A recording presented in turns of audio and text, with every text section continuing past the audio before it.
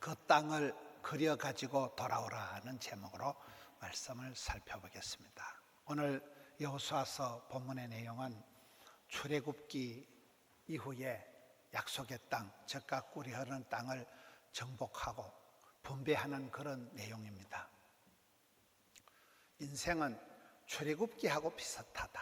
역사는 반복되고 우리가 역사상의 인물들을 통해서 배우게 되는데, 이 출애굽 역사를 보면 오늘 우리가 살아가는 일상과 비슷하다는 거예요. 오늘 본문의 배경이 출애굽기 17장을 보면 땅을 분배를 하는데 요셉 지파, 요셉은 아들이 둘이었잖아요. 에브라임, 므낫세. 요셉의 자녀들, 요셉이 갑절의 복을 받은 거예요. 요셉은 두 아들에게 지파가 복을 받았으니까 요셉이 따블의 복을, 갑절의 복을 받았는데, 요셉의 두 아들 에브라임 지파, 므낫세 지파가 땅 분배에 대해서 불평을 하고 불만을 가지고 더 땅을 달라고 요구하는 것이 이제 17장 오늘 배경입니다. 이 말씀을 보면 있는 것들이 다하다, 배운 것들이 다하다, 이쁜 것들이 다하다, 이런 말이 있어요. 보면요, 배운 것들이 다한 거예요. 있는 것들이 더 심한 거예요. 여러분, 따따블의 복을 받아놓고는 더 땅을 요구하는 게 지금 요셉의 두 아들 지파의 모습이 오늘 17장에 나옵니다. 탕자의 비유에도 보면 모든 것을 가진 게 탕자의 형님이잖아요. 장자권을 가지고 있고 모든 상속을 다 따놓은 당상인 탕자의 형님이 오히려 더 아버지한테 와서 아버지, 나한테 염소 새끼 한 마리라도 줘봤냐 이러면서 불평하듯이 오늘 그런 모습입니다.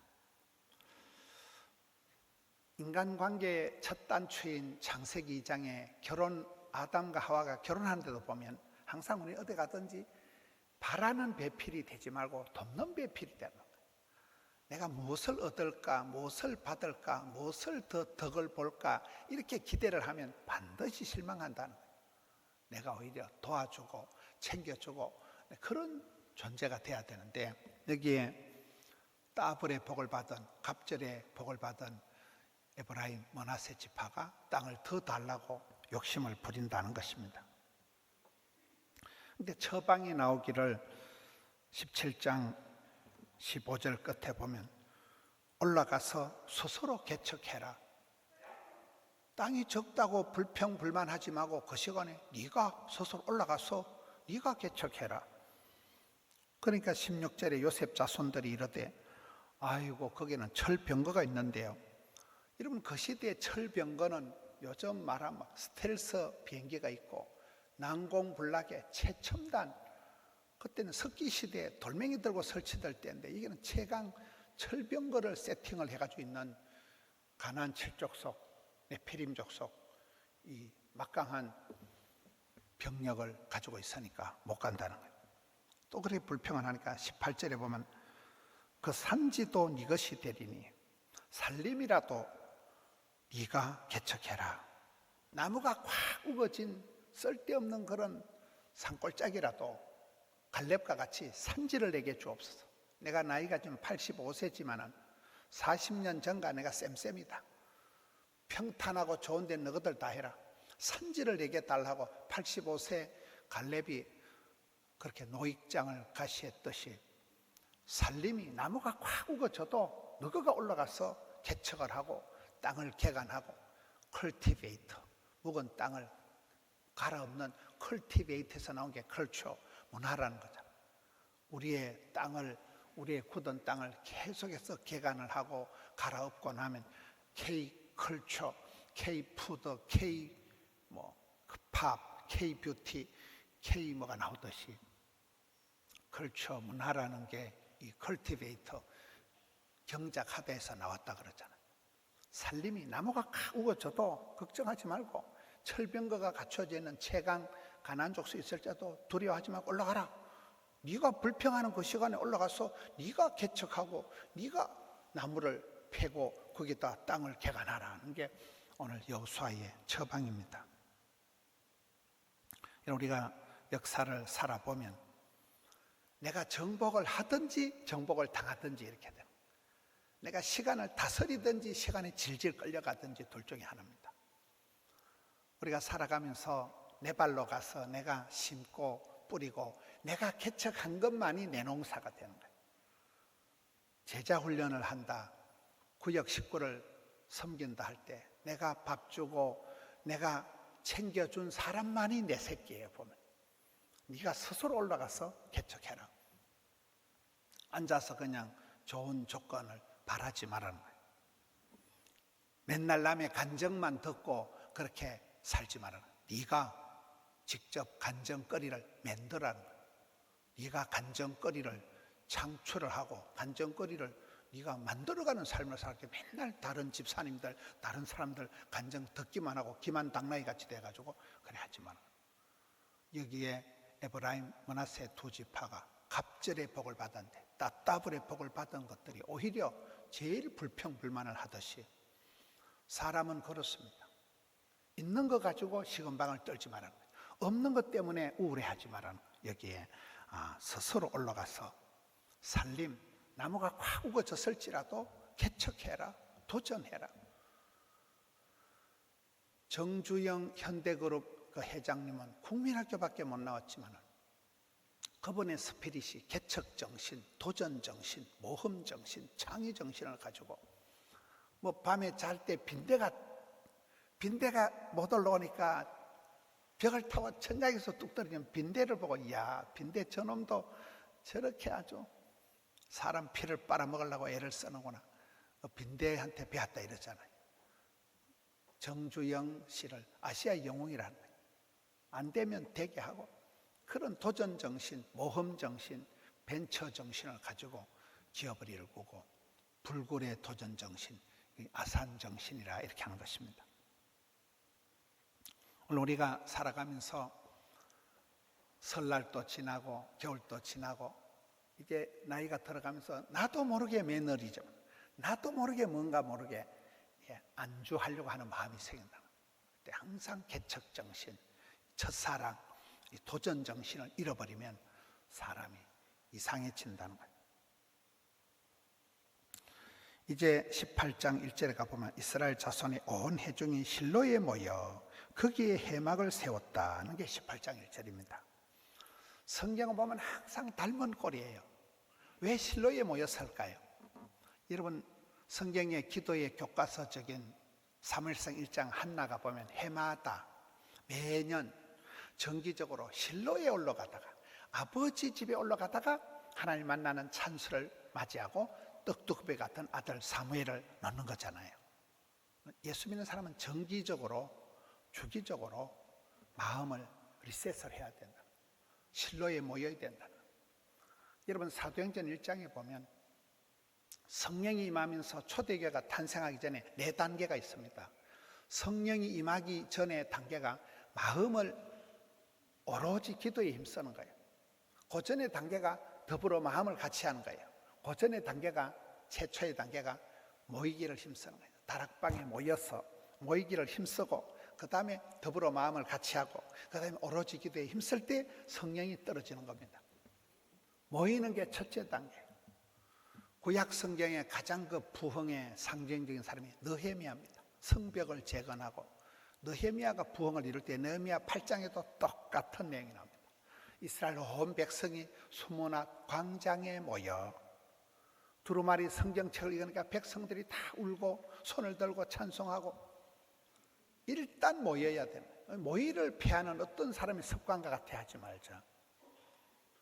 양에서 질이 나온다. 여러분 찬양대가 모이는 게 이게 쉬운 게 아니에요. 저희 교회 1부 예배, 2부 예배, 1부 예배 새벽에 옵니다. 새벽에 와서 찬양대가 새벽에 여러분 나오려고 하면 벌써 하면 금요일쯤부터 컨디션 조절 따라야 돼요. 금요일날 술 퍼마시고 술이 덜 깨가지고 주일날 못 옵니다.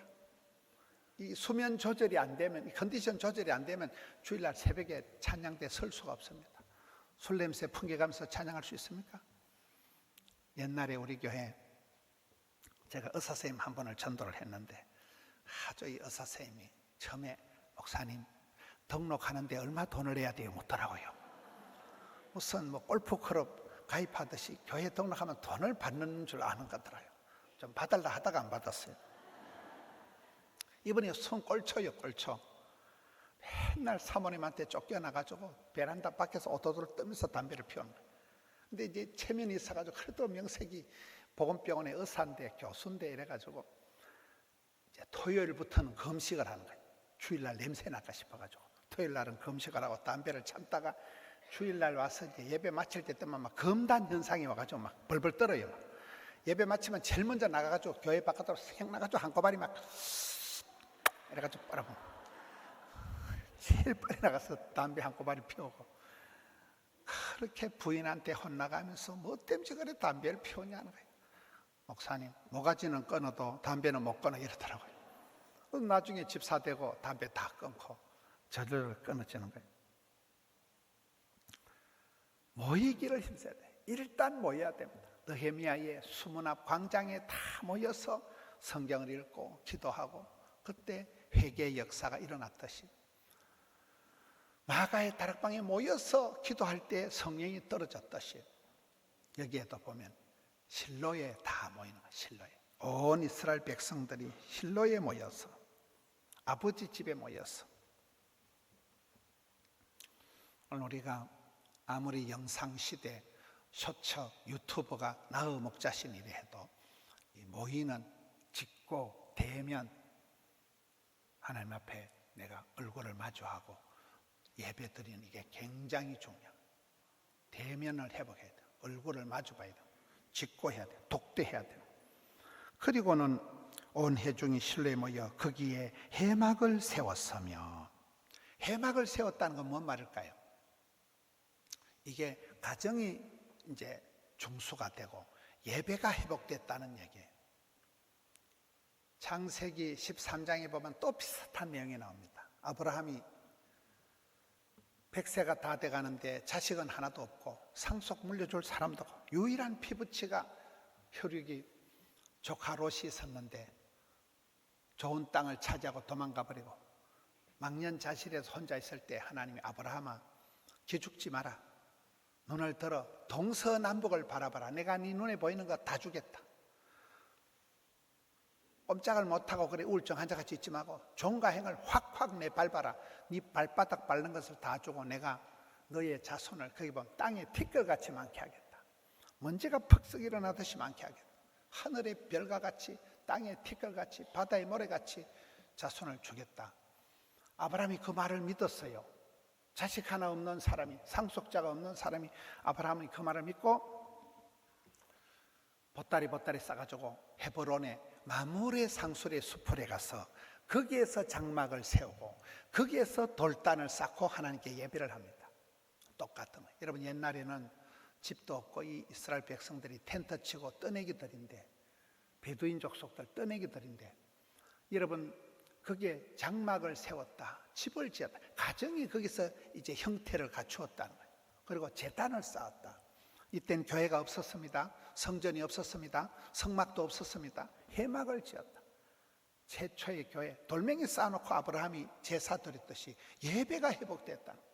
예배가 회복되고 가정이 회복되고 그 마무리 상수리 수풀을 좁게 사가정해 그게 이스라엘의 선산이 되고 고향이 되고 이스라엘의 핵심 센터가 되는 거잖아요. 오늘 우리도 이보 전진을 위한 일보 후퇴를 하고 계절이 바뀌고 해가 넘어가면서 정비를 해야 된다. 실로에 모여서 회막을 세우고 가정을 회복하고 예배를 회복하고 하나님께 예배드릴 제단을 가정 제단을 회복하고 이번 주에 자녀를 위한 특별 새벽기도 한 주간 합니다. 하나님은 복을 주시기 전에 반드시 준비를 시키더라고요. 기도 제목을 남겨두시는 거예요. 여러분 집안에 기도 제목이 없는 사람이 없어요. 산 넘어 산이고 꿈 넘어 꿈이 인생인데 이 문제가 해결되면 저 문제가 터지는 게 인생입니다. 산 넘어 똥밭이고 산 넘어 재래밭이 인생인데 그때 기도로 준비가 된 사람은 이게 수월하게 지나가고 기도가 준비가 안 된 사람은 큰일 났다. 큰일 나죠. 일이 커지는 거예요. 여기 이스라엘 백성들이 실로에 다 모여서 해막을 세우고 예배를 회복하고 가정을 회복했구나. 이게 두 번째 모습입니다. 그리고는 2절 말씀을 보면 이스라엘 자손 중에 기업의 분배를 받지 못한 자가 아직도 7지파라. 지금 출애굽이 끝난 지가 언젠데 여기 보면 아직도 7지파가 분배를 못 받고 있는 거예요. 저는 이 말씀을 보면서 인생은 공사 중이다. 인생은 여러분 100% 끝나는 게 없어요. 평생을 주를 바라보고 우리가 공사 중이에요. 평생을 나아가는 거예요. 아버지가 못 나간 길을 아들이 가고 아버지가 못 나간 길을 딸이 가고 이게 인생입니다. 인생은 종착점이 없어요. 인생은 마지막이 없어요. 계속해서 이어지는 거예요. 출애굽 역사가 끝난 지가 언제인데 지금 여호수아 18장인데 다 끝난 것 같은데 아직도 7지파는 땅도 분배를 못 받은 여전히 공사 중인, 여전히 전쟁 중인 상태라는 겁니다. 3절에 보면 여호수아가 이스라엘 자손에게 너희 조상의 하나님 여호와께서 너희에게 주신 땅을 점령하러 가기를 어느 때까지 지체하겠느냐. 여러분 이스라엘 백성들의 역사를 보면 하나님께서 이스라엘 백성들이 오다 하실 때는 명령을 하실 때는 실컷 고생하다 죽어라 이런 법이 없더라고요. 생육해라, 번성해라, 충만해라, 정복해라, 다스리라, 건너가라, 가서 제자 삼아라 할 때는 그 명령을 지키려고 폼만 잡아도 건강도 주시고 물질도 주시고 인기도 주시는 거예요. 너희 조상들에게 약속한 땅인데 왜 미적거리느냐, 왜 건너가지 않느냐, 왜 차지하지 않느냐. 건너가서 완전히 깃발을 꽂고 차지하라고 오다를 명령을 한 지가 너희 조상들에게 다 따박따박 약속을 했는데 너 뭐하냐? 너 뭐 때문에 웅크리고 있냐? 뜨겁든지 차갑든지 반응하라는 거예요. 건너가라는 거예요. 결단하라는 거예요. 움직이라는 거예요. 꿈쩍을 안 하고 앉아가지고 아직도 7지파가 분배도 다 못 받았는데 막 여기가 조사오니 허리띠 풀고 이 모습을 언제까지 꾸물락거리래? 언제까지 지체하겠느냐? 책망을 하고 있는 장면입니다. 제가 설교하면서 정치 얘기나 연예인들 얘기나 시사 얘기를 잘 안 합니다. 그런데 제가 요즘 요달리 관심을 가지는 뉴스가 대한민국 축구가 요르단한테 지기 전에 그 4강전을 앞두고 요르단전을 앞두고 대한민국 축구가 공중분해가 됐다는 뉴스를 본 거예요. 온 국민들이 지금 금년도가 대한민국 팀이 최강팀이라고 환상적인 팀이라고 금년도는 우리 아시안게임 우승을 하겠다고 온 백성들이 밤 12시에 그걸 보고 막 클린스만 감독은 축구 감독이하고 영화 감독 같다 막 드라마틱하게 막 연출하고 막 역전을 한다 이래가지고 막 다들 좋아라 했잖아요. 축구 몰라요? 제가 다른 데 별로 관심이 없어요. 그런데 이번 주간에 계속 그 축구 뉴스를 보는 거예요. 근데 그 전날 밤에 그것들이 쌈박질을 하고 그 전날 밤에 대한민국 축구팀이 공중분해됐다. 막상 경기를 할 때 요르단은 우리하고 게임이 안 되는 것들이요. 한 번도 유효 슈팅을 못 날렸다. 가만히 보니까 저들끼리 패스도 안 하는 거예요. 저 새끼 꼴 보기 싫다고 패스도 안 해주는 거예요. 손흥민이 하고 이강인이 하고 저끼리 패스도 안 했다니까요. 꼴 보기 싫어가지고 쌈박질하고 저 새끼 빼락하고 이게 뭐냐는 말이에요. 대한민국 에이스들 국가 대표 선수들이 그 가서 쌈박질을 하고 공중분해가 되고 지리멸렬 이미 게임하기 전에 끝났다는 거예요. 제가 계속 이번 주간에 그 뉴스를 봤어요. 이게 뭐지? 이 선수들이 왜 이러지? 그 어디라고 지금 온 국민들이 염원을 하고 막 축구라면 우리가 막 자다가 또 일어나는 백성들이잖아요. 대한민국이라는데 이것들은 탁구나 치고 쌈박질하고 멱살 잡고 뭔 짓이요? 유효 슈팅 한 개도 몰라고 일부러 패스를 안 해준대. 저 새끼 싫어서 패스 안 해주고 뭔 짓이요 그거 가지고.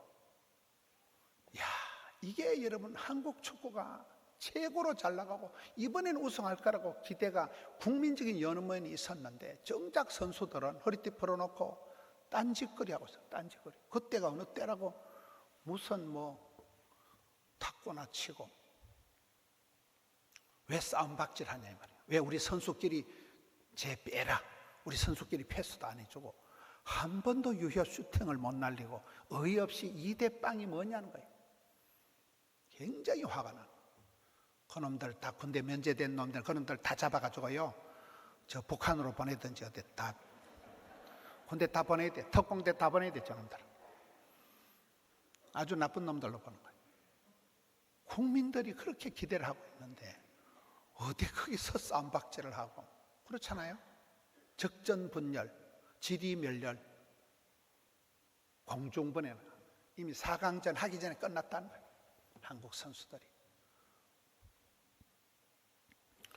여러분, 이스라엘 백성들이 건너가서 차지하라, 너희 조상들에게 다 약속했잖냐, 왜 안 가냐, 왜 가만히 있냐, 아직 7지파가 분배도 못 받았는데 여기가 조사원이 허리띠 풀고 있지 말라는 거예요.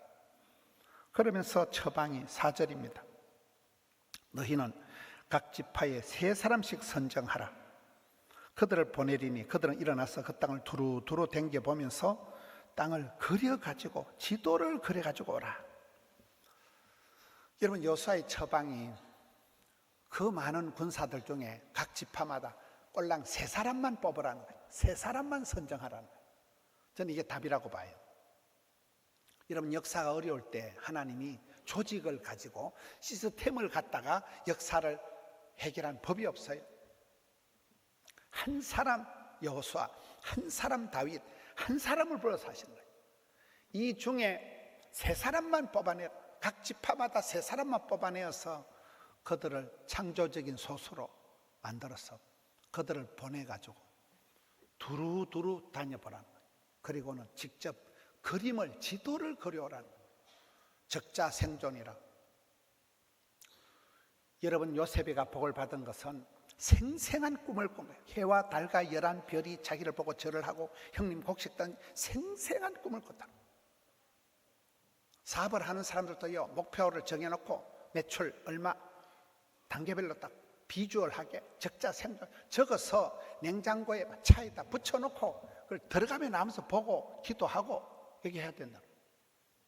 다니엘이 선명한 뜻을 정하고, 바울이 내 로마도 볼 거다, 내 걸어서 로마까지 갈 거다. 그러니 그가 로마 갈 때까지 안 죽어요. 못 죽어요. 사명자는 그렇게 살아간다. 허리띠 풀어놓고 그렇게 잊지 마라. 아직 7지파가 분배도 보면 아직 끝난 거 아니다. 허리띠 불끈 메고 적어도 3사람씩, 정신 똑바로 차린 3사람씩을 뽑아서 건너가서 두루두루 다니면서 너희 눈으로 직접 보고 지도를 그려오라. 선명한 지도를 그려오라. 아름다운 자로잰 구역을 그려오라. 하나님께서는 복을 주시기 전에 비주얼하게 꿈을 주십니다. 막 기도하는 가운데 그게 보여야 돼요. 기도하는데 막 선하게 보여야 돼요. 그것을 구체적으로 그려놓고 적어놓고 적자생존, 적는 자만이 살아남다.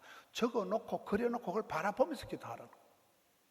어떤 분이 태의 문을 열어주옵소서, 자녀를 위해서 기도하는데 어린애 옷을 사놓고 기도하라 해가지고, 그래 애기 옷을 사놓고 기도했는데 애기가 태어났는데 자기는 아들을 원했는데, 축구선수 시키려고 아들을 원했는데 딸이 태어나가지고 보니까 여자 옷을 사놓고 그걸 쳐다보면서 기도해서 딸애가 나왔다 하더라고요. 덮어놓고 살지 말고 성경을 펴놓고 살아라. 말씀, 약속의 말씀, 언약의 말씀을 앞에 적어놓고 그 말씀을 붙들고, 전에 김성규 장로님 80이 되신 분이 성경을 암송을 하고 약속의 말씀을 붙들고 기도하면 백발백중 응답된다 그러죠. 우리 그렇게 살아가야 된다.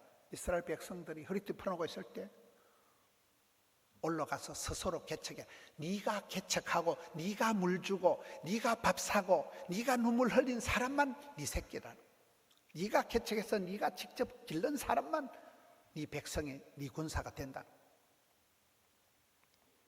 그리고 다시 아버지 집에 와서 회개하고 모여서 주님 앞에서 모여야 돼. 모여서 회개하고 모여서 배터리 충전하고, 그리고는 건너가되 3사람이면 충분하다. 3사람이 삼겹줄만 하면 충분하다. 그렇잖아. 우리가 안 되는 사람은 항상 시스템을, 환경을, 배경을 원망하지만 하나님 한 사람이면 충분하다. 깨어있는 한 사람만 하면 충분하다. 3사람만 보내가지고 애매한 기도를 하지 마라. 선명한 기도를 하라. 구체적으로 수치를 정하라는 거예요. 지도를 그리라는 거예요. 설계를, 발상을, 착상을, 구상을, 상상을 나래펴서 머릿속에 선하게 그림을 그리라는 거예요.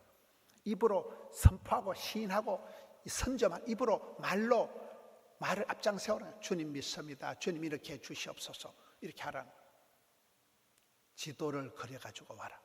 눈에 보이게 해서 그 지도를 펼쳐놓고 가나안 정복을 이루어갔듯이. 사랑하는 성도 여러분, 우리가 이 시대에 2월달이 애매한 달이거든요. 가장 짧은 달이 2월달입니다. 겨울도 아니고 봄도 아니고, 이때 우리가 다시 아버지 집에 나와서 겨울도 지나고 설명절도 지나고 마음을 리셋해서 다시금 내 안일한 마음, 편리주의 마음을 가다듬어서 개척정신, 도전정신, 불굴의 도전정신을 가지고 주님 다시 시작하겠습니다. 살림이라도 산골짜기라도 올라간다, 어디라도 가서 부닥쳐보겠다. 감당치 못할 시험은 없으니까 까짓 그 시험은 감당하고 환난은 벗어나고 고비는 넘어서고 문제는 해결하고 이렇게 나아가서 이 춘3월을 맞이하는 한 주간 승리하시는 우리 성도님들 되시기를 축원합니다.